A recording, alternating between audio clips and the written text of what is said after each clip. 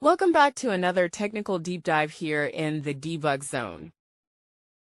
Today we're tackling a big question and breaking it down with insights from other users. Hopefully this clears up some misconceptions and helps you get the answer you need.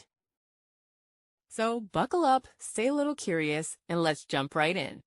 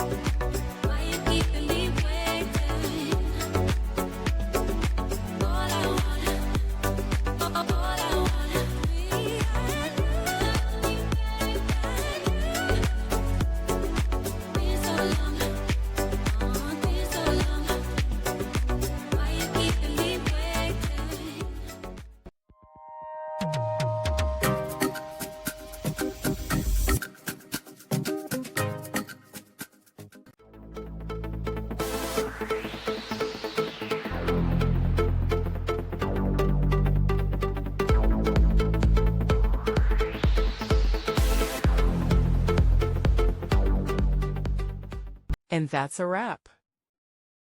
I hope you found the answer you were looking for.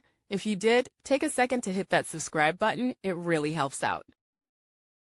And let me know in the comments which solution worked best for you. See you next time in the Debug Zone.